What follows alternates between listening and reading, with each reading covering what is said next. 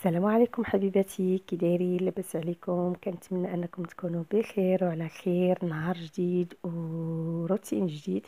اليوم هذا يوم من يوم الاربعاء على ما اظن، فكان الجو زوين وكان مشمس، ولكن ما نقول لكمش كان واحد البرد. الريح اللي عندنا، فكيف كتشوفوا معايا فانا معكم برا. هنايا كانت عندنا ديك الصباح جوايه هذيك التسعة صباحا. فانا كنخرج شويه، كندير شويه ديال لا مارش ولا كنجري. فهاد النهار كنت مشيت درت شويه ديال لا مارش و ومام طون كنت حطيت بنتي في حتى هي دير سبور، وكندير كنتمشى، كندير واحد الساعه ولا ساعه ونص ديال المشيه. فصافي هنايا كنت في الطريق الى العوده الى المنزل. فكيف قلت لكم، كل ملي كيصبح عندي الصباح يعني ما كاينش الشتاء ولا شي حاجه ولا البرد بزاف، فانا كنخرج ندير الرياضه صراحه. كنت كنديرها دائما، ولكن مؤخرا عكست شويه، وليت تكسلت، فما بقيتش كنديرها يوميا. ولكن ان شاء الله راني راجعه. وهنايا مباشره رجعت للدار، فهنا دخلت درت واحد الدوش خفيف، ومن بعد مشيت ديريكتومون لاكويزين باش انني نحضر الغداء ديالي. فكيف قلت لكم اليوم هو يوم الاربعاء، فالاطفال ديالي ما كيقراوش في يوم الاربعاء، غير بنتي الكبيره هي اللي كتقرا، فكتمشي دير غير السبور، عندها نهار كامل ديال السبور. فهنايا بغيت ندير معكم التقليه، الا نحضر وجبه الغداء اللي عباره عن التقليه، يعني الكرشه. حنا في المنطقه الشرقيه كنقولوا ليها الدواره، ما كنقولوا لا تقليه ولا كرشه، كنقولوا الدواره. ولكن انا غادي نهضر معكم نقولوا التقليه غير باش الناس ديال الغرب باش يفهموا واش كنقولوا. صافي. فهنا كيف كتشوفوا كنحضرها، قطعت انا شلطت واحد البصله وواحد الطماطم، ودرت معاهم العطريه اللي خصنا نديرو في التقليه ديالنا، ودرت معاها كذلك الحمص، فكتجي زوينه بالحمص. وخليتها هنايا حتى تقلات معايا مزيان البنات، وطلقات لي كاع داك الماء كيف كتشوفوا معايا هنايا في الفيديو. هاد الماء هذا انا ما ضفت ليها حتى شي قطره ديال الماء، فهي اللي تطلق هاد الماء، ديك الطماطم والبصله وداك التقليه ديالنا الكرشه، فكتطلق لينا داك الماء. صافي خليتها تقلات مزيان حتى تقلات لينا، وانا غادي نضيف ليها القدر الكافي اللي غادي يطيب لينا داك الحمص والتقليه ديالنا الكرشه ديالنا. صافي انا ما كنكثرش بزاف ديال الماء، لانني ما كيعجبنيش المرق، داك المرق اللي كيجي بزاف، فكنبغي يجي فيها المرق غير طيب على حسب الطياب ديالها، وكيجي فيها داك المرق غير شويه باش انك الا بغى شي حد يغمس اللي كيعجبو التغماس وصافي. فهنايا مشيت قطعت شي بطاطات، يعني بطاطا قطعتها على هذا الشكل. فكيف كتعرفوا عندي الاطفال، والاطفال ديالي كيبغيو البطاطا، وما كتخطانيش البطاطا يوميا، ضروري منها. فانا قطعت البطاطا وحضرت هنايا واحد السلطه اللي هي عاديه مغربيه عاديه، ديال الخس والبصل والطماطم والخيار. صافي هذا الشيء اللي كاين. فهي سلطه عاديه، ورافقتها كذلك عندي تما كان عندي الزعلوك اللي المغاربه كاملين كيديروه وما كيخطاهمش في الدار، والسلطه المشويه. هادو هما المرافقات اللي غادي نرافقهم مع الطبق ديالنا. صافي هنايا غادي نمشي نجمع دوك المعينات نغسلهم، وهنايا عندي هذاك البقايا ديال يعني داك القشور ديال الخضر وكل شيء. فانا ما كنلوحهمش في البوبال، وانما كنستوكيهم في واحد، عندي واحد لاباسين سبيسيال باش انني نستوكي فيها هاد الخضر، الحاجه اللي القشور وكل شيء، باش كتعطيني في اخر السنه، كتعطيني داك الغبار اللي انني نستغلو باش انني نديرو في الجاردة، يعني مع التراب، يعني كنقولوا حنا الغبار وكل شيء، فهو كيكون يعني طبيعي. صافي. ابخي غادي نمشي نستف كاع. هنا عندي بعض المعينات اللي كنت اللي حيدتهم لا ماشين، فغادي نمشي نرد الصوالح ديالي كلهم لبلايصهم. وعندي ما كيدار هذا النهار، يعني عندي يوم الاربعاء كيكون فيه الشقه بزاف، ما كنساليش. صافي هنايا التقليه ديالنا من بعد ما طابت لينا الكرشه، فهي كتجي على هذا الشكل، جات زوينه، يعني فيها المرق وكل شيء على ما يبغي بنادم يتلمس، كتجي بنينه. صافي هنايا من بعد كنمشيو نتغداو غير انا والدراري. ومن بعد ما جمعت كاع داكشي ديال القدا وكلشي، فهنايا جيت باش نصايب واحد الحلوى على طلب الوليدات. فهاد الوليدات كيبغيو دائما يبغيو الحلويات، فانا كنفضل انني ندير الحلوى ديال الدار اكثر ما انني نشريها ديال برا. فهنايا غنصاوب معكم واحد الحلوى اللي هي تقليديه، حلوى معروفه عندنا في المنطقه الشرقيه. فهي بسيطه والمقادير ديالها جد يعني متوفره في جميع المنازل، ماشي شي حاجه اللي هي ما كايناش ولا. فكنحتاجوا المقادير ديالها. هنا عندي رشه ديال الملح، وعندي معلقه كبيره ديال النشا، وعندي زوج ديال لي ساشي ديال لي ليفور شيميك خميره الحلوى، وواحد الساشي ديال الفاني. والدقيق غادي يكون على حسب الخليط، ما كتجي لنا ما قاصحه ما جاريه، فكتجي لنا بحال العجينه ديال الريشبوند. وعندي مع 6 ديال البيضات، 6 ديال البيضات، وزلافه ديال السكر سنيده، وزلافه ديال الزيت، وزوج معالق كبار ديال الكاكاو. انا بالنسبه لي اليوم درت كاكاو الحلو، اللي عندها الكاكاو المر فيكون افضل. واللي كتبغي العجينه ديالها تجي سوداء سوداء فتضيف يعني دير 3 ديال المعالق ديال الكاكاو. فهنا في الاناء ديالنا، في القصعه ديالنا، فكنهرس البيض.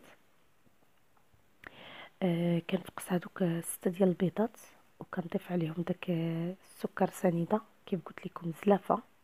فهنايا العباره البنات الزلافه كديروا على حسب الصينيه، فانا الصينيه عندي ديال الفرن يعني متوسطه ماشي كبيره وماشي صغيره، فاستعنت بهذوك الزلايف اللي هما متوسطه الحجم ديال الطفلون. فهنايا كيف قلت لكم كنخلط مزيان مزيان البيض مع السكر سنيده وهذاك لو ساشي ديال الفاني، حتى نحسوا بان هذوك الحبيبات ديال السكر دابوا لينا. صافي. ومن بعد نضيف ليها ديك الزلافه ديال الزيت، وكنخلطو مزيان حتى تجانس لينا هذاك الزيت مع، المهم يتجانس الخليط وصافي. فانا هنا حاولت انني نسرع لكم الفيديو باش ما يجيش طويل. تنخلطو مزيان هاد العناصر، وكنضيفو كذلك ديك الرشه ديال الملح والملعقه الكبيره ديال النشا. انا هنايا نورمالمون ما كيديروش فيها النشا، ولكن انا كنفضل انني نستعمل في جميع الحلويات ديالي كنخلط يعني كندخل النشا في الحلويات ديالي. علاش؟ لان النشا كيعطيها واحد الهشاشه واحد الرطوبه زوينه، يعني كتزين لينا الحلوى. فديروها حتى نتوما. وكذلك كنضيفوا داك الدقيق كيف قلت لكم على حسب الخليط. المهم انا بالنسبه لي هنايا خدات ليا ما بين 700 غرام حتى ل 800 غرام، ولكن على الدقيق ما تاخذوش على القياس اللي عطيتكم، وانما غادي تشوفوا على حسب النوعيه ديال الطحين. كاين نوعيه اللي كتشرب وكاين نوعيه اللي ما كتشربش. المهم نتوما غادي تخلطوها حتى تجيكم على هذا القوام، غادي تشوفوها معايا يعني بحال القوام ديال الحلوى ديال الطريش بونط. صافي. هنا كنجمعوها مزيان وكنضيفوا ليها الدقيق اللي غادي يكفينا، وتنخلطوها مزيان، يعني ما كنعجنوهاش وانما غير كنخلطوها. صافي. هنايا كنخلطها مزيان وتنقسم هاد العجينه على زوج، كنخلي وحده بيضاء والنصف الاخر كنضيف ليه هذاك الكاكاو. ف كيف قلت لكم انا بالنسبه لي هنايا استعملت الكاكاو الحلو نيسكويك اللي كنديروه مع الحليب. فبالنسبه للمغرب، في المغرب كيديروه في البلاد كيديروا كاوبيل. فما نقول لكم شحال كتجي بنينه بزاف بالريحه ديال الكاوبيل، كتجي جد رائعه. فكيف قلت لكم البنات هنا كنخلط مزيان هذيك الكاوبيل. فانا هنا ضفت واحد شويه ديال الحليب على حسب واحد الملعقه كبيره ديال الحليب. علاش؟ لان منين نضيف الكاكاو كيقصح ليا العجينه، فانا بغيت القوام ديال هاد العجينه كيجي بحالو بحال القوام ديال العجينه البيضاء، فلهذا استعملت انا ديك الملعقه ديال الحليب. صافي. انا كنضيف حطيت كيف قلت لكم داك النصف ديال البيضاء، حطيتها هكا عشوائيه، وكنزيد نضيف عليها هذيك العجينه السوداء. فاللي بغي يجيلو اسود من هكا فيضيف الكاكاو. كيف قلت لكم ديروا 3 ديال المعالق ولا 4 نتوما واللون اللي بغيتوه. فبالنسبه لي انا ما درتهاش سوداء سوداء، وانما درتها على هذا الشكل كتشوفوا معايا.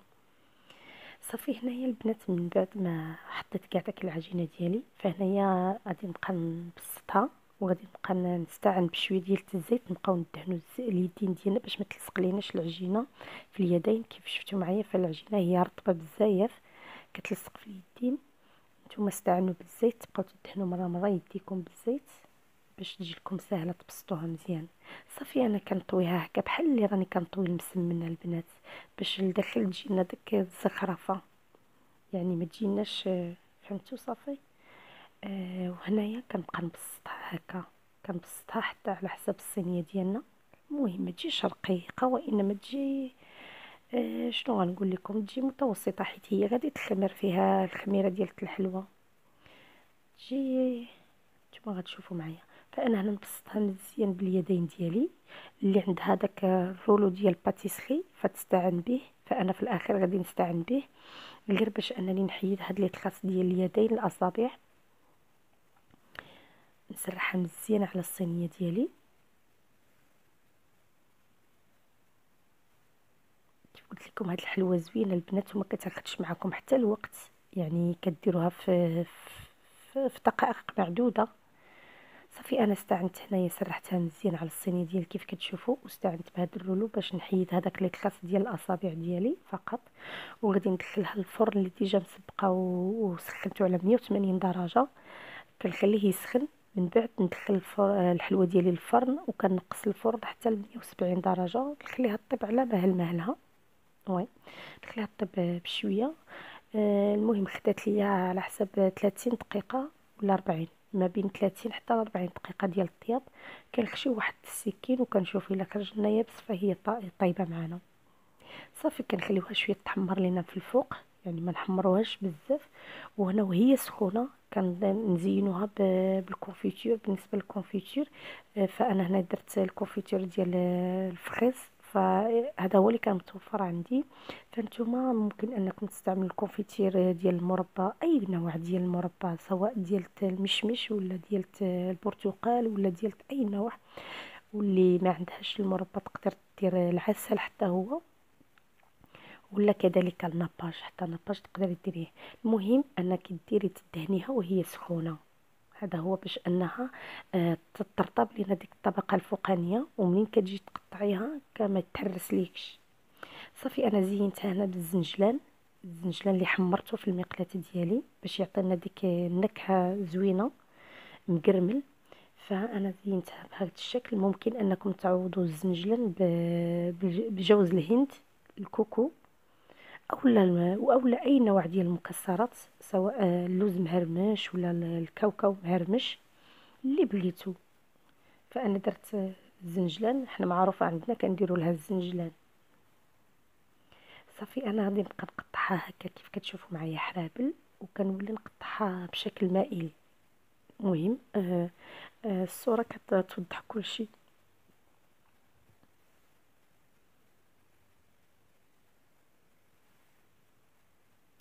كيف قلت لكم البنات هاد الحلوه هذه من الحلويات نتاع زمان اللي كانت كديرهم الوالده ديالتي وانا صغيره بزاف، كانت عندي عامين 3 سنين هكا. كنعقل على هاد الحلوه ملي كنت صغيره، وكنعقل على هاد الحلوه دائما كديرها لنا الوالده في الاعياد والمناسبات. صراحه حلوه رائعه، والنكهه ديال بكري ماشي بحال هاد النكهه ديال اليوم. وهذيك هي مع الاعتياد دائما كنديروها تجي زوينه وسريعه البنات، ما كتاخذش منكم الوقت. فديروها وحضروها وجربوها لوليداتكم وما كتندموش عليها. وكتعطيكم واحد الكميه اللي هي لا باس بها. فانا قطعتها على هذا الشكل اللي كيف كتشوفوا هذا الشكل هكا. ممكن انكم تقطعوها الشكل اللي بغيتو، مربع عادي ولا شكل طويل هكا، يعني مستطيلات طويله اللي بغيتو، داكشي نتوما حرين في الاختيار ديالكم. صافي انا غادي نخليها هنايا البنات حتى تبرد معايا مزيان في الصينيه ديالتها. عاد نبدا عاد نحيدها ونحطها في الطبق ديال التقديم واللي بقى ليا كنديرو في واحد البواطه اللي تكون محكمه الاغلاق، وكنحتفظ بها في مكان معتدل الحراره، وتنبقى نقدمها للضيوف ديالي ولا لينا مع القهوه ولا الشاي. كنتمنى ان هذه الحلوه كتنال اعجابكم البنات وتجربوها وتعطيوني الاراء ديالكم في التعليقات. فهي ما فيهاش المقادير اللي كثيره، مقادير جد بسيطه، في كلش البيوت عندها هذه المقادير، وما كتاخدش معك وقت كتير، وكتعطيك واحد الكميه اللي هي لا باس بها، يعني ممكن تبقى لك اسبوع. فهنايا البنات مشيت للديكاتلون. هنا درت معكم واحد الجوله اللي هي خفيفه جدا في المحل ديال الديكاتلون. كنت محتاجه انني نشري شي باسكيت للابن ديالي. فصراحه درت معكم واحد الجوله اللي هي خفيفه. ما صرا ما درتش شي تصوير اللي هو المحل كامل. فهنايا خديت ليه غير واحد لي باسكيت. صراحه مؤخرا ما بقاش كتعجبني السلعه ديال ديكاتلون بالنسبه لي باسكيت، فما بقاش كتعجبني بزاف. فديكاتلون موجوده قريبه عليا في الدار، فكان الابن ديالي ضروري ما خصني نمشي نشري ليه لي باسكيت. فما عرفتش واش حتى نتوما عندكم مشاكل مع وليداتكم، ديما كيقطع ليا لي باسكيت، فكل 3 شهور ولا شهرين خاصني نمشي نشري ليه واحد لي باسكيت. فهاد المره قررت انني نمشي نشري ليه غير شي حاجه اللي هي الثمن ديالها ماشي غالي، باش ما نبقاش نخسر دايما فلوسي معاه. فهنا مشيت خديت له في الاخر واحد الزوج ديال لي باسكيت. فهادو هما لي باسكيت اللي خديتهم البنات، يعني الثمن ديالهم كان جد مناسب. و وخديت ليه وحده في النوار وهذيك في داك البلو هذاك. صراحه البنات انا علاش قلت لكم ما بقاتش كتعجبني السلعه ديال ديكاتلون، لان كيجيوني لي شوسور ديالهم عيوج، ما عرفتش علاش. واش نتوما لاحظتوا هذه الملاحظه؟ المهم هذا هو الفيديو ديالي. درت معكم هذا الفيديو اللي هو خفيف ظريف، روتين ديالي ديال يوم الاربعاء. كنتمنى انه ينال اعجابكم، وكنرحب بجميع الناس اللي التحقوا بيا مؤخرا في القناه ديالي. كنقول لهم مرحبا بكم، وكذلك كنرحب كذلك حتى بالناس اللي قدام معايا، حتى هما لهم فضل كبير عندي. كنتمنى ان هذا الفيديو ينال اعجابكم البنات، وما تبخلوش علينا بالتعاليق ديالكم الزوينه، وبارطاجيو الفيديو لتعم الفائده بالنسبه للوجبات اللي حضرت معكم. فكنضرب لكم موعد الى فيديو قادم ان شاء الله. السلام عليكم ورحمه الله وبركاته.